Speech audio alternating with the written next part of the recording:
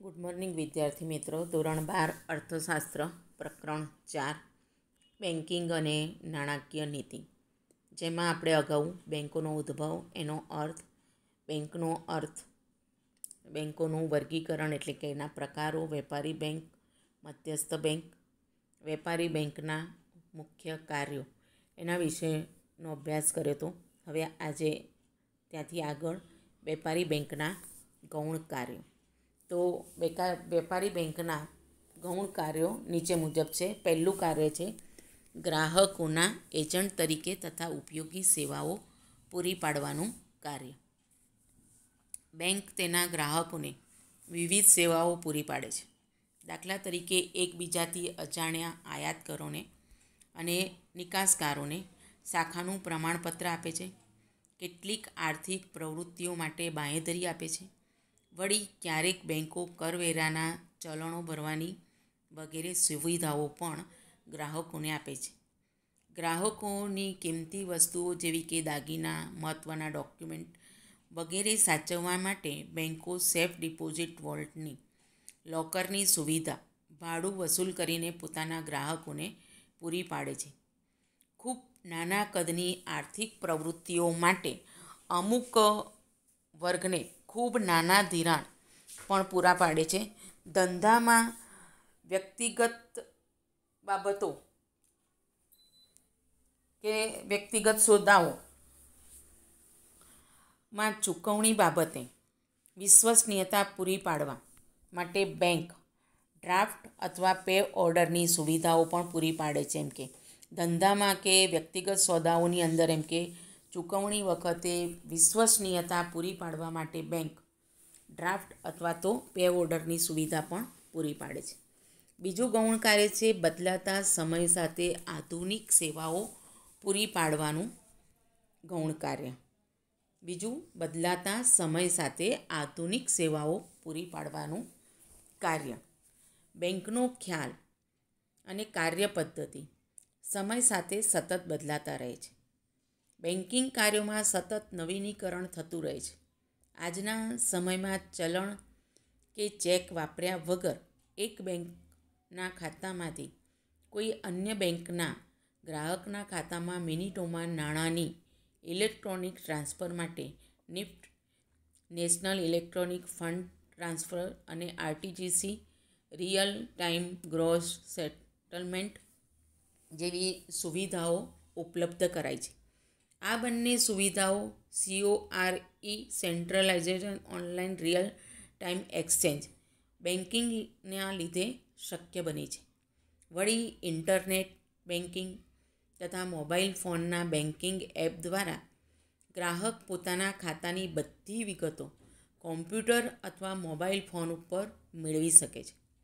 વસ્તુઓની ખરીદી કરી શકે છે અને ટિકિટો પણ બુક કરાવી શકે છે. બેન્કો ડીમેટ ખાતાની પણ સગવડ પૂરી પાડે છે. ડીમેટ ખાતું એટલે કે શેર, ડિબેન્ચર, બોન્ડ, જામીનગીરીઓ વગેરેને ભૌતિક સ્વરૂપે ના સાચવવા પડે તે માટે ઇલેક્ટ્રોનિક ખાતું, જેથી આવું ખાતું ધરાવનાર લોકો પોતાના શેર, ડિબેન્ચર, બોન્ડ વગેરે ઇલેક્ટ્રોનિક સ્વરૂપે સાચવી શકે. આ વેપારી બેંકના ગૌણ કાર્ય હતા બે. હવે ભારતમાં વેપારી બેંકનું અસ્તિત્વ સ્પષ્ટ કરો, આવો પ્રશ્ન પણ પૂછાતો હોય છે. તો ભારતમાં વેપારી બેંકો જાહેર તેમજ ખાનગી માલિકીની જોવા મળે છે. 1991ના આર્થિક પરિવર્તનો પછી ખાનગી ક્ષેત્રમાં આંતરરાષ્ટ્રીય બેંકોનો પ્રવેશ પણ થયો છે.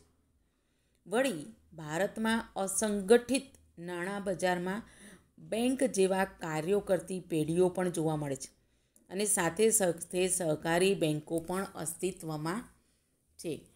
જાહેર તેમજ ખાનગી માલિકીની એમ કે બેંકો જોવા મળે છે. 1991 એમ કે આર્થિક પરિવર્તનો થયા પછી એમ કે ખાનગી ક્ષેત્રે આંતરરાષ્ટ્રીય બેંકોનો પણ પ્રવેશ થયો. અસંગઠિત બજારમાં એમ કે બેંક જેવા જ કાર્ય કરતી પેઢીઓ પણ જોવા મળે છે કે જેમ બેંક નાણાં સાચવે અને વ્યાજ આપે, ધિરાણ આપે, એવી રીતે આ ખાનગી પેઢીઓ પણ પૈસા વ્યાજે આપતી હોય છે અને સાથે સાથે સહકારી બેન્કો પણ અસ્તિત્વમાં આવી.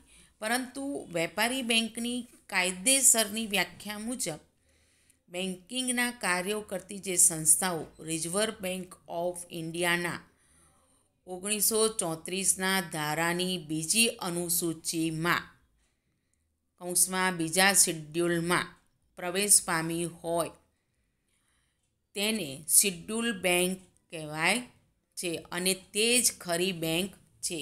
આવી બેન્કને રિઝર્વ બેન્કના બધા જ નિયમો અને ધારાધોરણો લાગુ પડે છે. કઈ બેન્કને રિઝર્વ બેન્કના બધા નિયમો અને ધારાધોરણો લાગુ પડે છે? આવો નાનો પ્રશ્ન પૂછી શકાય તો શિડ્યુલ બેન્કને.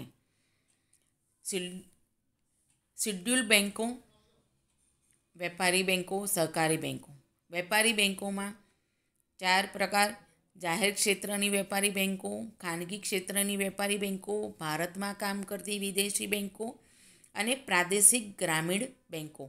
ઉપરના ચાર્ટમાં શિડ્યુલ બેન્કોનું વર્ગીકરણ એટલે કે એના પ્રકારો જોવા મળે છે. તો આવો શિડ્યુલ બેન્કનું પ્રશ્ન પણ એનું પ્રકારોનું વર્ગીકરણનો પણ પૂછી શકાય કે ભારતમાં વેપારી બેન્કોનું અસ્તિત્વ સમજાવો એવો પણ પ્રશ્ન પૂછાય. તો મધ્યસ્થ બેન્ક, દુનિયાના દરેક દેશમાં એક મધ્યસ્થ બેન્ક હોય છે જે દેશની તમામ બેન્કોની કામગીરીનું સંચાલન, મૂલ્યાંકન અને અંકુશની કામગીરી બજાવે છે. દરેક દેશમાં એમ કે મધ્યસ્થ બેન્ક હોય. દેશની જે તમામ બેન્કોની કામગીરી છે એનું સંચાલન, એનું મૂલ્યાંકન અને એના ઉપર અંકુશ કાબૂની કામગીરી બજાવે છે. ઉપરાંત મધ્યસ્થ બેન્ક ગ્રાહકોના તથા પ્રજાના હક અને હિતની જાળવણી કરવાની કામગીરી પણ બજાવે છે. મધ્યસ્થ બેન્ક એમ કે ગ્રાહકોના અને પ્રજાનો જે હક હોય, પ્રજાનું જેમાં હિત હોય એ જાળવવાની કામગીરી પણ બજાવે છે. આરબી કેન્ટના શબ્દોમાં મધ્યસ્થ બેન્ક એટલે એવી સંસ્થા જેને દેશના સામાન્ય હિત માટે અર્થતંત્રમાં નાણાંના જથ્થાના કૌંસમાં નાણાંના પ્રમાણના વિસ્તરણ અને સંકોચનની જવાબદારી સોંપવામાં આવી હોય. તો એમ કે આરપી કેન્ટના શબ્દોમાં એમ કે મધ્યસ્થ બેન્ક એટલે એક એવી સંસ્થા કે જે દેશના એમ કે પ્રજાના સામાન્ય હિત માટે, એના કલ્યાણ માટે અર્થતંત્રમાં નાણાંના જથ્થાનું વિસ્તરણ અને સંકોચન આ બંનેની જવાબદારી એને સોંપવામાં આવી હોય છે. આમ મધ્યસ્થ બેન્ક એટલે દેશની સર્વોચ્ચ બેન્ક જેનું મુખ્ય કાર્ય નાણાં બજાર અને બેન્કિંગ ક્ષેત્રને મદદ કરવાનું, તેનું નિયંત્રણ કરવાનું અને તેને પ્રોત્સાહન આપવાનું છે તથા દેશના આર્થિક હિત માટે નાણાકીય સ્થિરતા જાળવવાનું છે. એટલે મધ્યસ્થ બેન્કનું એ દેશની સર્વોચ્ચ બેન્ક જેનું મુખ્ય કાર્ય એમ કે નાણાં બજાર, બેન્કિંગ ક્ષેત્રને મદદ કરવાનું અને નિયંત્રણ કરવાનું, સાથે સાથે એને કાર્ય કરવા માટેનું પ્રોત્સાહન પૂરું પાડવાનું અને દેશના આર્થિક હિત માટે નાણાકીય સ્થિરતા જાળવવાનું આ સર્વોચ્ચ મધ્યસ્થ બેન્કનું કાર્ય છે. સમગ્ર અર્થતંત્ર ઉપર નાણાંના હેરફેરની અનેક અસર થતી હોય છે જે દેશની આર્થિક વૃદ્ધિ તથા વિકાસને અસર પહોંચાડે છે. નાણાકીય વ્યવહારોના નિયંત્રણ તથા નાણાંના મૂલ્યની જાળવણીની જવાબદારી મધ્યસ્થ બેન્ક દ્વારા બજાવવામાં આવે છે. નાણાંના વ્યવહારોના નિયંત્રણ અને નાણાંના મૂલ્યની જાળવણીની જવાબદારી એમ કે મધ્યસ્થ બેન્ક દ્વારા બજાવવામાં આવે છે. મધ્યસ્થ બેન્ક આમ કરવા માટે નાણાકીય નીતિ ઘડે છે. ટૂંકમાં મધ્યસ્થ બેન્ક અર્થતંત્રમાં આર્થિક સ્થિરતાની જવાબદારી સ્વીકારે છે. મધ્યસ્થ બેન્ક સરકારને પણ નાણાકીય સલાહ સૂચનો આપે છે. ભારતીય રિઝર્વ બેંક ભારતની મધ્યસ્થ બેંક રિઝર્વ બેંક ઓફ ઇન્ડિયાના નામે ઓળખાય છે. ભારતની મધ્યસ્થ બેંક કયા નામે ઓળખાય છે? આવો પ્રશ્ન એક વાક્યમાં પૂછી શકાય. તો ભારતની મધ્યસ્થ બેંક રિઝર્વ બેંક ઓફ ઇન્ડિયાના નામે ઓળખાય છે. 1934ના રિઝર્વ બેંક ઓફ ઇન્ડિયાના ધારા મુજબ આરબીઆઈની સ્થાપના એપ્રિલ 1, 1935માં થઈ હતી. રિઝર્વ બેંક ઓફ ઇન્ડિયા એટલે કે આરબીઆઈની સ્થાપના ક્યારે થઈ હતી એવો પ્રશ્ન પણ એક વાક્યમાં પૂછાય.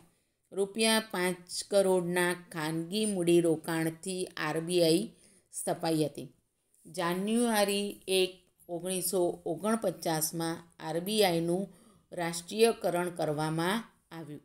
આરબીઆઈનું રાષ્ટ્રીયકરણ ક્યારે કરવામાં આવ્યું એવો પણ પ્રશ્ન પૂછી શકાય. તો જાન્યુઆરી 1, 1949માં.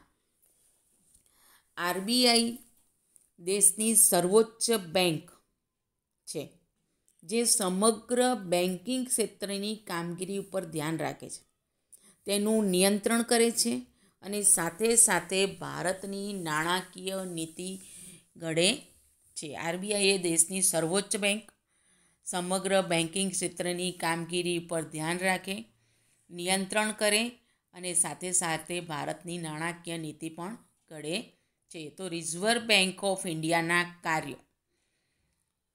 આ 3 માર્કના પ્રશ્નમાં કે 5 માર્ક્સના પ્રશ્નમાં પૂછાતો પ્રશ્ન છે કે આરબીઆઈ એટલે કે રિઝર્વ બેંક ઓફ ઇન્ડિયાના કાર્યો.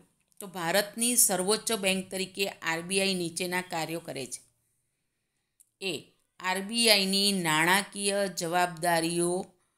આરબીઆઈના નાણાકીય કાર્યો, નાણાકીય જવાબદારીઓ અને નાણાકીય કાર્યો. તો પહેલું, ચલણ બહાર પાડવાનું કાર્ય. પહેલું કાર્ય છે એનું ચલણ બહાર પાડવાનું, નાણાકીય જવાબદારી નાણાકીય કાર્યમાં. ₹2 અને 2થી વધુ રકમની નોટો છાપવાની અને બજારમાં મૂકવાની ફરજ આરબીઆઈ બજાવે છે. જ્યારે ચલણી સિક્કાઓ અને ₹1ની કાગદી નોટ ભારત સરકારના નાણાં ખાતા દ્વારા બહાર પાડવામાં આવે છે, પરંતુ સરકારના એજન્ટ તરીકે આરબીઆઈ તેમની વહેંચણી કરવાની જવાબદારી નિભાવે છે.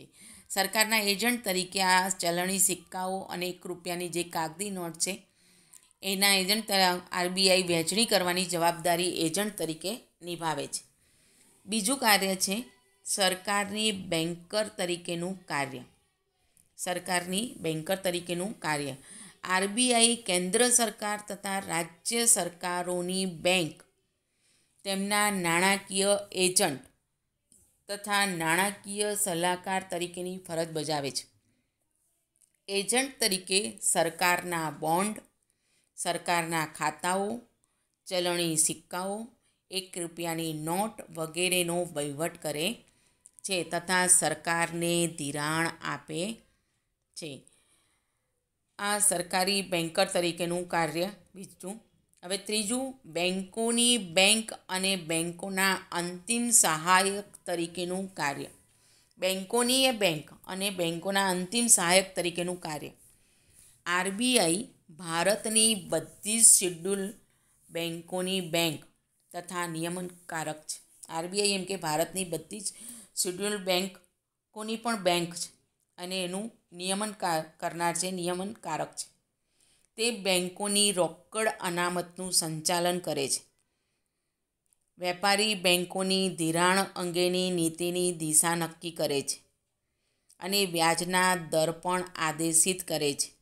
કોઈપણ શેડ્યુલ બેન્કની નાણાકીય કટોકટીના સમયે તે અંતિમ સહાયક તરીકેની જવાબદારી નિભાવે છે. એટલે બેન્કોના રોકડ અનામતનું સંચાલન, બેન્કોની ધિરાણ અંગેની નીતિની દિશા નક્કી કરે, વ્યાજનો દર પણ આદેશિત કરે, શેડ્યુલ બેન્કની નાણાકીય કટોકટીના સમયે અંતિમ સહાયક તરીકેની પણ જવાબદારી નિભાવે છે.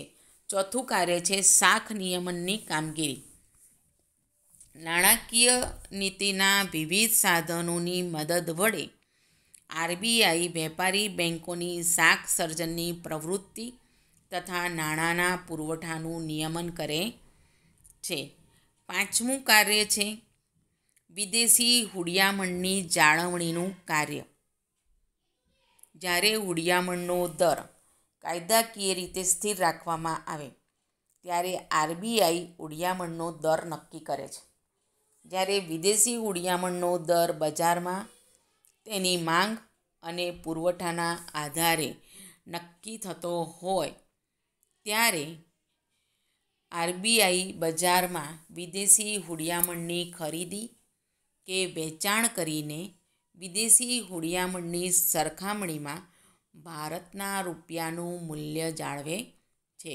આમ આરબીઆઈ ભારતના ચલણનું મૂલ્ય અન્ય દેશોના ચલણની સામે જાળવવાની કામગીરી બજાવે છે. આરબીઆઈ ભારતના વિદેશી હુડિયામણના જથ્થાની સાચવણી કરે છે તેમજ ભારતમાં આવતી વિદેશી મૂડી કે ભારતની બહાર જતી વિદેશી મૂડી ઉપર પણ ધ્યાન રાખે છે. આ બધા જ આરબીઆઈના નાણાકીય જવાબદારીઓ અને નાણાકીય કાર્યો. હવે આરબીઆઈના બિન નાણાકીય કાર્યો. તો એમાં પહેલું છે નિયમન અને દેખરેખની કામગીરી. આરબીઆઈ ભારતના સમગ્ર મૂડી બજાર અને નાણાં બજારની કામગીરીની દેખરેખ અને નિયમન કરે છે. ભારતના સમગ્ર એમ કે મૂડી બજાર અને નાણાં બજારની જે કામગીરી છે એના ઉપર એ દેખરેખ રાખે છે અને નિયમન કરે છે.